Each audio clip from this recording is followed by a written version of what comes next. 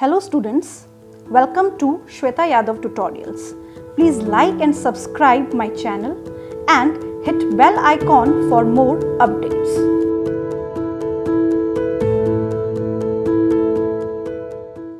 Last video में हमने बहुत ही इंपॉर्टेंट मैकेनिज्म पढ़ा, दैट इज रास मैकेनिज्म. इस वीडियो में हम पढ़ेंगे कि जो डिफरेंट एक्सक्रीटरी ऑर्गन्स हैं बॉडी में, किडनी के अलावा उनके बारे में और हीमोडायलिसिस के बारे में. बॉडी में किडनी के अलावा जो भी ऑर्गन्स काम कर रहे हैं या फिर एक्सक्रीशन में इन्वॉल्व हैं उनको हम बोलते हैं accessory excretory organ. So what is the heading here? The role of other organs in excretion. The first organ which we will discuss is the lungs. Human lung eliminate around 200 ml of carbon dioxide per minute and 400 ml of water per day. जो हमारे lungs हैं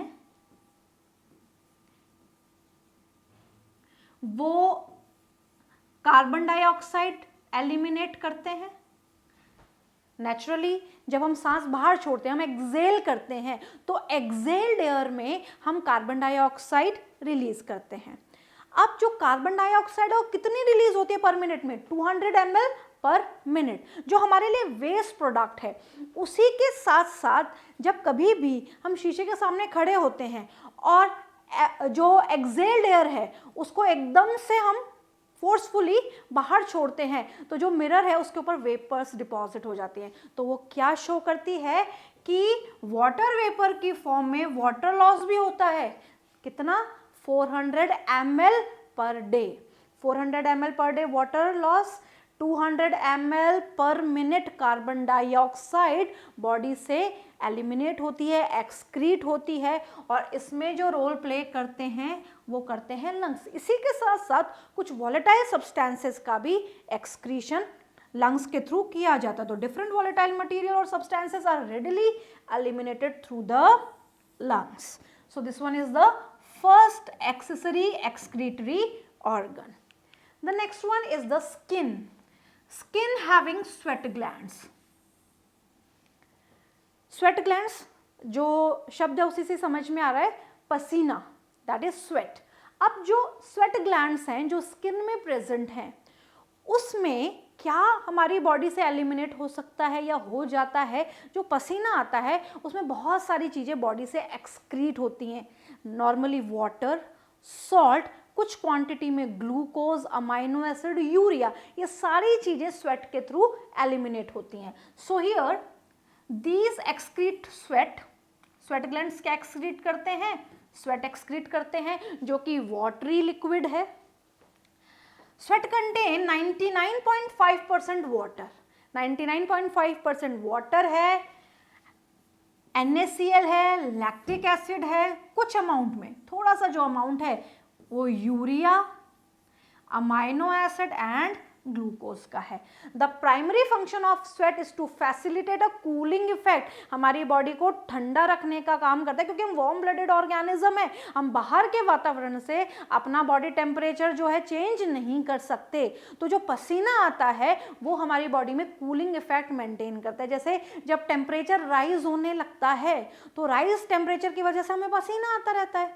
तो पसीना आना क्या indicate करता है कि बॉडी जो है वो कूलिंग इफेक्ट मेंटेन कर रही है. अब कई बार क्या होता है कि स्वेट की वजह से, स्वेट में मेनली वाटर है, तो डिहाइड्रेशन हो जाता है. जो लोग कोल माइन में काम करते हैं तो एक्सेसिव स्वेटिंग की वजह से डिहाइड्रेशन प्रॉब्लम होती है. या जब गर्मियों में बहुत ज़्यादा टेम्परेचर राइज करता है मई जून में, तो उस कंडीशन में भी बहुत ज़्यादा पसीना आने की वजह से, या ह्यूमिड डेज में भी बहुत ज़्यादा पसीना आने की वजह से स्वेट की फॉर्म में वाटर लॉस होता है और डिहाइड्रेशन होता है. इसीलिए बोला जाता है कि इन दिनों में जब बहुत ज़्यादा गर्मियाँ होती हैं तो अपनी बॉडी को हाइड्रेटेड रखना ज़रूरी है. Next is the sebaceous gland. ये भी इंटेग्यूमेंट्री सिस्टम का ही पार्ट है, यानी कि स्किन का ही पार्ट है. These excrete sebum. ये सीबम एक्सक्रीट करते हैं which contain waxes, स्टीरॉल, hydrocarbons and fatty acid. जब भी हम अपने बालों को छूते हैं, अगर बाल धुले हैं, हेयर वॉश हुआ है तो बालों में कोई चिपचिपाहट नहीं होती, बट हेयर वॉश की अगर 4-5 दिन हो जाते हैं तो बाल अपने आप चिपक जाते हैं। वो चिपकने का कारण क्या है? सीबम है। तो इस सीबम में क्या प्रेजेंट है जिसके कारण बाल चिपके हुए फील होते हैं? Waxes and fatty acid, fatty substances है, तेल जैसा आ जाता है बालों में और बाल चिपक जाते हैं, उसी को हम क्या बोल रहे हैं? सीबम बोलते हैं, जो स्कैल्प से हमें फील होता है। The secretion provide a protective oily covering for the skin. हमारी स्किन पे जो ऑयल सिक्रीशन होता है वो सेबेशियस ग्लैंड का ही काम है, इसीलिए इसको जर्नल भाषा में हम ऑयल ग्लैंड बोलते हैं। These are known as oil glands. ये इंटेग्यूमेटरी सिस्टम का ही पार्ट है। अब अगर हम बात करें अदर एक्वेटिक ऑर्गेनिजम्स में, तो अदर एक्वेटिक ऑर्गेनिज्म में जो इंटेग्यूमेंट है या जो स्किन है वो सिक्रीट करती है या वो एक्सक्रीट करती है अमोनिया, यानी कि स्किन से अमोनिया एक्सक्रीट हो जाता है in the surrounding medium. Next is the liver. Liver भी एक एक्सेसरी एक्सक्रीटरी ऑर्गन है जो बहुत सारी चीज़ों को एक्सक्रीट करता है, जैसे cholesterol, bile pigment, bilirubin, biliverdin. कहाँ से बनते हैं? जब हीमोग्लोबिन का डिग्रेडेशन होता है उससे बनते हैं। So it eliminate cholesterol, bile pigments, bilirubin and biliverdin. इसी के साथ साथ ये स्टीरॉयड हार्मोन्स को भी बॉडी से एक्सक्रीट करता है। certain drugs are also excreted and certain water soluble vitamins are also excreted with the help of liver.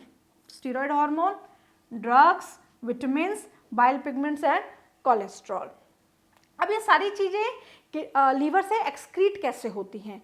Liver जो बाइल बना रहा है तो उस बाइल की सहायता से ही ये इंटेस्टिनल साइट पे चली जाती हैं और इंटेस्टिन से होती हुई फीकल मैटर के थ्रू बॉडी से एक्सक्रीट कर दी जाती हैं। So bile carries this material to the intestine from where they are excreted through the और विद द फीकल मैटर और with the faeces. Next is the hemodialysis, a very important and a short topic. Hem means blood and the dialysis means the purification of blood. The purification of blood. Blood को purify करना, इसको general भाषा में artificial kidney या dialysis बोलते हैं। अब dialysis क्यों करना पड़ रहा है? कई बार कुछ कंडीशंस ऐसे आ जाती हैं या मैल फंक्शनिंग ऐसे हो जाती है कि इंसान की एक किडनी काम नहीं करती। जब एक किडनी काम नहीं कर रही है तो दूसरी किडनी की सहायता से आदमी जिंदा रह सकता है आराम से, क्योंकि एक किडनी के मेल फंक्शन होने की वजह से जो दूसरी किडनी है उस पर पूरा वर्कलोड आ जाता है, उसके नेफ्रॉन लंबे हो जाते हैं और इसी को हम बोलते हैं कॉम्पनसेट हाइपरट्रॉफी। ये चीज़ मैं आपको बता चुकी हूँ पहले भी। अब कंडीशन ये है कि दोनों ही किडनी ने काम करने से मना कर दिया, दोनों ही किडनी मेल फंक्शन हो गई, तो इंसान क्या करेगा?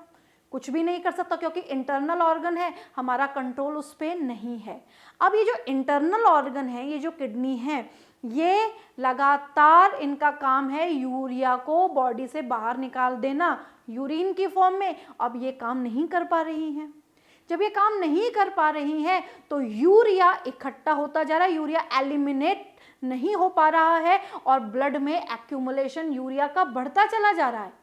जब यूरिया का डिपोजिशन या एक्यूमुलेशन लगातार ब्लड में बढ़ता चला जाएगा तो किडनी फेलियर होने के चांसेस हो सकते हैं। अब क्या किया जाए ऐसा कि यूरिया को बाहर निकाला जाए ब्लड से और ब्लड को प्यूरिफाई किया जाए? तो इसी मैकेनिज्म को हम कहते हैं आर्टिफिशियल किडनी या डायलिसिस या purification of blood, that is haemodialysis और हीम डायलाइसिस।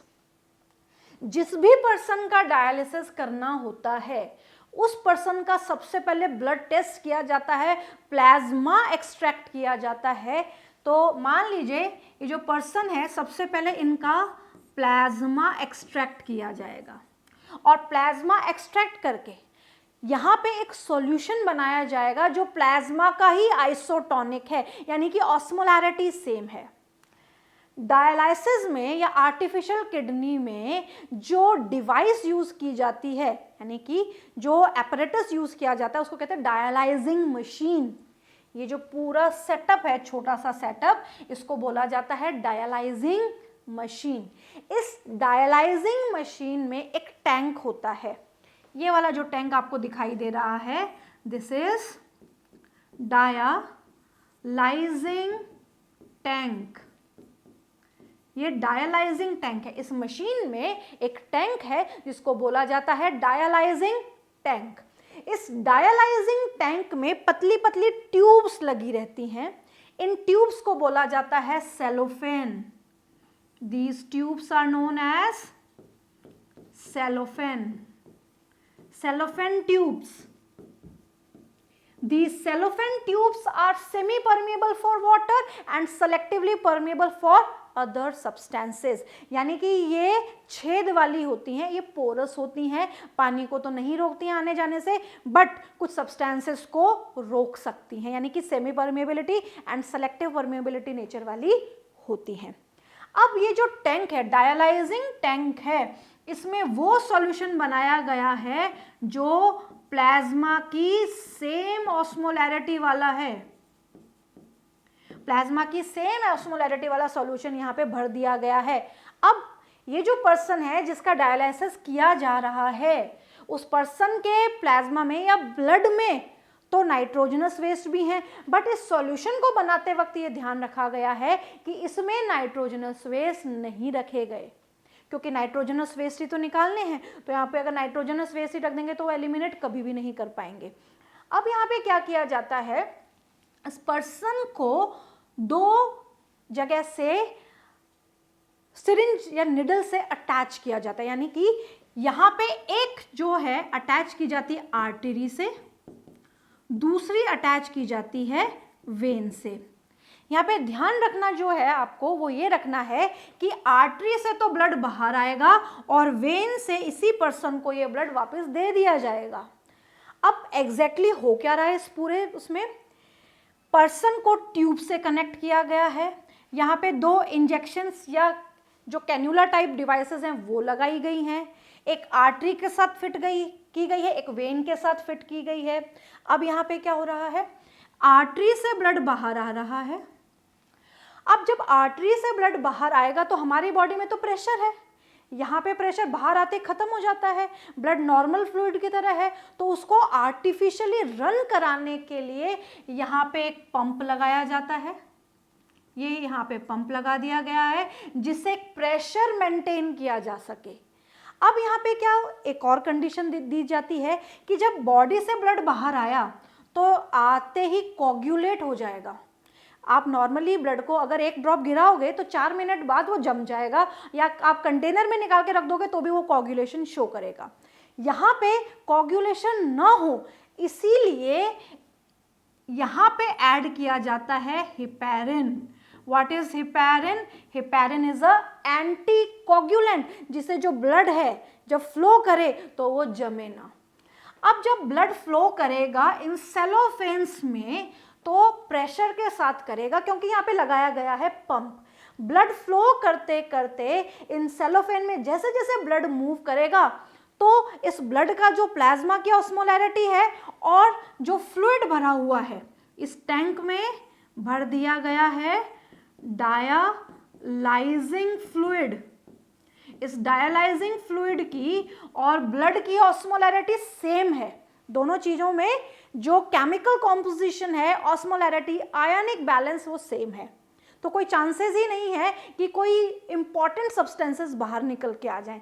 अब यहाँ पे क्या होगा, जब ब्लड लगातार यहाँ पे मूव करेगा, ये ब्लड आ रहा है, ये लगातार ब्लड मूव करेगा, सारी सेलोफेन्स में एक साथ मूव करेगा, प्रेशर के साथ मूव करेगा, तो ऑस्मोलैरिटी तो सेम है, बट यहाँ पे इस फ्लूइड में नाइट्रोजनस वेस्ट नहीं भरे हैं, बट ये जो ब्लड आ रहा है इस ब्लड में है नाइट्रोजनस वेस्ट। यूरिया है, यूरिक एसिड है, क्रिएटिनिन है, ये सारी चीजें ब्लड में हैं। तो ये सारी चीजें आयनिक ग्रेडियंट डेवलप करेंगी, यानी कि हायर से लोअर कॉन्सेंट्रेशन की तरफ मूव करेंगी, तो ये निकल निकल के टैंक में इकट्ठी हो जाएंगी। ये यूरिया यूरिक एसिड कहाँ पे इकट्ठा हो जाएगा, ये हो जाएगा टैंक में इकट्ठा।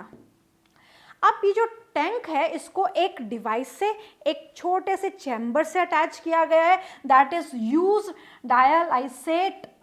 यूज डायलाइसेट का मतलब है कि जो भी यूरिया वगैरह बना हुआ है या यहाँ पे इकट्ठा हुआ है वो इसमें इकट्ठा होता चला जाएगा, और अगर सॉल्यूशन की कमी पड़ जाती है ड्यूरिंग द प्रोसेस तो यहाँ पे फ्रेश सॉल्यूशन या डाइसाइलेट सॉल्यूशन जो है वो यहाँ पे भरा होता है, वो लगातार यहाँ सप्लाई होता रहता है। ये ब्लड लगातार इन चैम्बर्स में या इन सेलोफेंस में मूव करता है और लगातार सेम प्रोसेस से वेन के थ्रू पर्सन को दोबारा से दे दिया जाता है। सेम टाइम पे सारी चीजें चलती है, आर्टरी से निकलता है, सेलोफेन में जाता है, वेन में जाता है, आर्टरी से सेलोफेन वेन, तो ये सीक्वेंस चलती रहती है। और इस प्रोसेस में 45 मिनट्स के प्रोसेस में इस पर्सन की बॉडी में जो भी यूरिया था, जितना पॉसिबल यूरिया था, वो इकट्ठा होके यहाँ पे इकट्ठा हो जाता है। और जब ये ब्लड वेन की हेल्प से इन पर्सन को दोबारा से दिया जा रहा है सेम फ्लो में, तो यहाँ पे हेपेरिन ऐड किया था हमने आर्टरी के लिए, यहाँ पे हमें ऐड करना पड़ेगा एंटी हेपेरिन, क्योंकि इनके पास ऑलरेडी अपना बनाया हुआ हेपेरिन है। इनको ज़रूरत नहीं है हेपेरिन की, क्योंकि अभी जो ब्लड है वो दोबारा से बॉडी को सप्लाई किया जा रहा है, तो यहाँ पे ज़रूरत नहीं है किसी भी हेपेरिन की, यहाँ पे ऑलरेडी प्रेजेंट है। तो यहाँ पे ये जो सारा प्रोसेस चलता है और ब्लड जो है वो प्यूरिफाई हो जाता है आर्टिफिशियल तरीके से, इसी को ही बोला जाता है आर्टिफिशियल किडनी। सो इसको हम पढ़ते हैं, malfunctioning of kidney can lead to accumulation of urea in blood। very important line कि भाई किडनी ने काम करना बंद कर दिया, यूरिया इकट्ठा हो गया, कंडीशन हो गई यूरेमिया। अब यूरेमिया होता क्या है, हमारी बॉडी में 17 to 30 मिलीग्राम पर 100 ml of blood urea present होता है। अगर ये 40 मिलीग्राम पर 100 ml से ज़्यादा हो जाता है, यानी कि एक्सेस यूरिया है ब्लड में, तो उस कंडीशन को यूरेमिया बोला जाता है, जो कि बहुत ही ज़्यादा हार्मफुल है, जिससे किडनी फेलियर के चांसेस रहते हैं। तो इसको आर्टिफिशियल तरीके से बाहर निकाला जाए, इसको ही बोला जाता है हीमोडायलाइसिस। During this process of hemodialysis, the blood drain from a, यानी कि ब्लड को बाहर निकाला गया है from a convenient artery. Convenient artery का मतलब है जिस आर्टरी को अप्रोच किया जा सके। ज़्यादातर यहाँ की जो ब्रैंकियल आर्टरीज है वो यूज़ की जाती है। मैंने आपको कई बार बताया है ब्रैंकियल आर्टरीज क्यों यूज़ की गई है, क्योंकि सुपरफिशियल होती है, आराम से जो है उनमें ब्लड लिया जा सकता है।